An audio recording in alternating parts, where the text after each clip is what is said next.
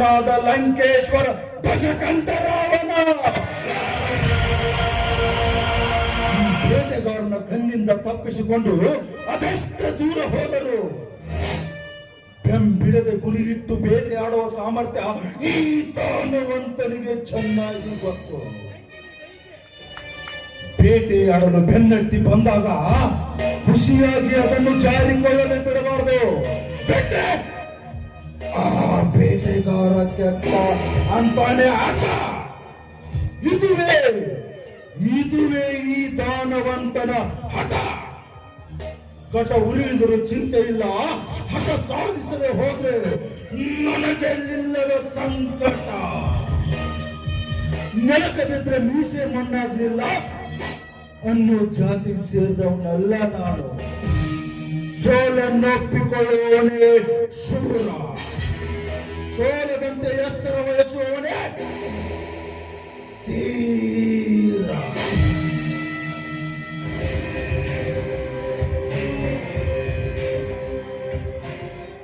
ಬನ್ನಿ ಗುರುಗಳೇ, ದೀರ್ಘಾಯುಷ್ಯವಾಗು, 100 ಕಾಲ ಸುಖವಾಗಿ ಬಾಳು. ನಿಮ್ಮ ಆಶೀರ್ವಾದ ಇದ್ದರೆ ಇನ್ನೂ ಹೆಚ್ಚು ಕಾಲ ಬದುಕ್ತೀನಿ ಗುರುಗಳೇ. ನಮಗೂ ಅದೇ ಆಸೆ. ನಂಬಿದ ಭಕ್ತರಿಗೆ ಬಾಳಿಗೆ ಬೆಳಕಾಗಬೇಕೆ ವಿನಃ ಕಳೆಗುಂದಬಾರದು. ಇದೇನು ಗುರುಗಳೇ, ನನ್ನೆದುರಿಗೆ ಕಲೆಗುಂದುವ ಮಾತೇಕೆ? ನಾನು ಯಾರು, ಎಂತವನು ಎನ್ನುವುದು ನಿಮಗೆ ಚೆನ್ನಾಗಿ ಗೊತ್ತಿದೆ. ಅಂಥದ್ರಲ್ಲಿ ನನ್ನೆದುರಿಗೆ ನೆಗೆಟಿವ್ ಥಾಟ್ ಬೇಡ ಗುರು. ಶಿವ ಹುಲ್ಲು ಮೇಯಿಸುವುದನ್ನು ನಂಬಿರ್ತೇವೆ, ಆದ್ರೆ ಹುಲ್ಲನ್ನ ಮಾನವನ ಆಹಾರವಲ್ಲ ಅಂತ ನಾವು ಮರೆತಿರ್ತೇವೆ. ಈ ಮಾತಿನ ದಾಟಿ ನೋಡಿದ್ರೆ ಬೇರೆ ಎಲ್ಲೋ ಸಾಗ್ತಾ ಇದೆ ಎಲ್ಲ ಗುರುಗಳೇ.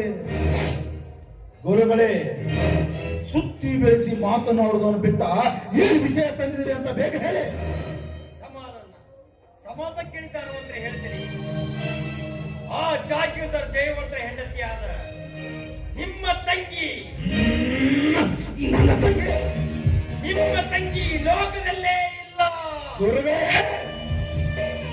ಏನ್ ಹೇಳ್ತಾ ಇದ್ದೀರ ನೀವು? ಈ ಮಾತು ಸತ್ಯ. ಈ ವಿಷಯ ನನ್ನ ಕಿವಿ ಬಿತ್ತು ಕೇಳೋದಕ್ಕೆ ನಿನ್ನ ಹತ್ರ ಬಂದೆ.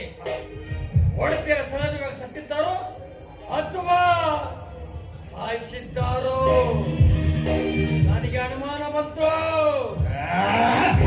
ಅನುಮಾನ ಬರೋದೇನಿದೆ ಗುರುಗಳೇ? ಆ ಜಯ ನನ್ನ ತಂಗಿಯನ್ನು ಸಾಯಿಸಿದ್ದು ನಿಜ. ಇವತ್ತಿಗೆ ಮುಗಿಯಿತು ಅವನ ಭೂಮಿ. ಎಲ್ಲಿದ್ದಾನಂದರೆ ನೀವು ಶಿಟ್ಟಿಗದ್ದು ಜಮೀನ್ದಾರನ ಕೊಲ್ತೀರಾ, ಅದನ್ನು ಗೊತ್ತು.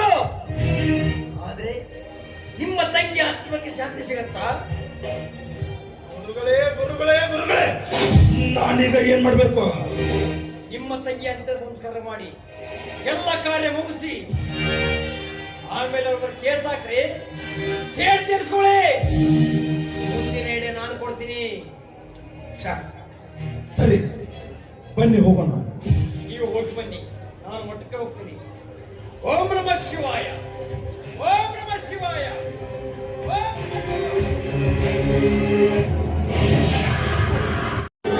ಮತ್ತೆ ಮತ್ತೆ ಕನಸಿಗೆ ಬಂದು ಕಾಡೋದು. ಕರ್ಲಿ ಹೇರ್ಸ್ ಇವಳಿಗಿಲ್ಲ, ಬ್ಲೂ ಐಸ್ ಇವಳದಲ್ಲ. ಆದರೂ ಇವಳಿಗೆ ಬೆಂಬಲ.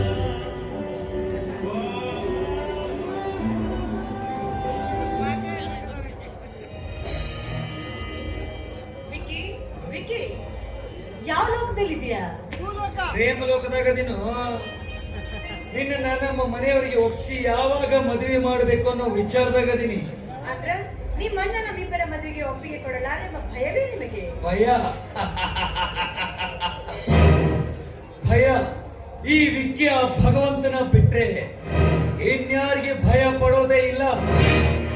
ಹಿರಿಯರಿಗೆ ಬೆಲೆ ಕೊಡಬೇಕಾಗಿತ್ತು ನನ್ನ ಧರ್ಮ, ಕೊಡ್ತೀನಿ.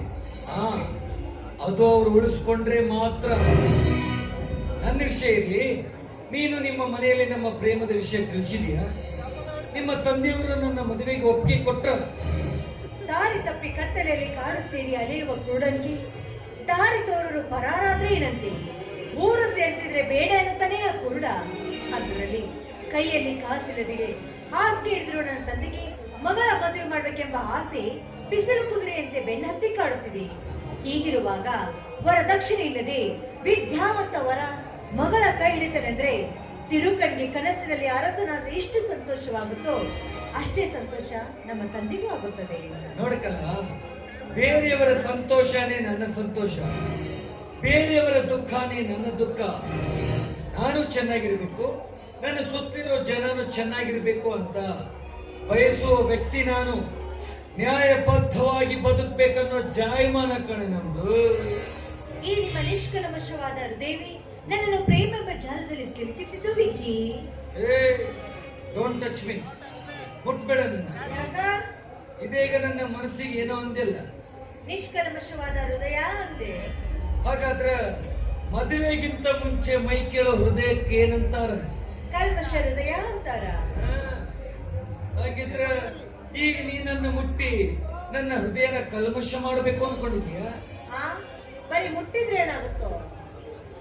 ಬೆಂಕಿ ಹತ್ರ ಬೆಣ್ಣೆ ಇಟ್ರೆ ಏನಾಗುತ್ತೆ? ಕರಗತ್ತ?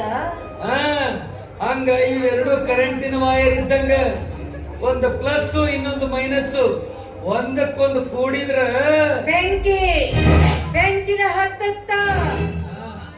ಹಂಗ ನಮ್ಮ ಪವಿತ್ರವಾಗಿ ಪ್ರೀತಿ ಇರ್ಬೇಕಾದ್ರೆ ನಮ್ಮ ಮನಸ್ಸುಗಳು ಒಂದಾಗ್ಬೇಕೇ ವಿನಃ ದೇಹ ಅಲ್ಲ. ತಿಳಿತಾ?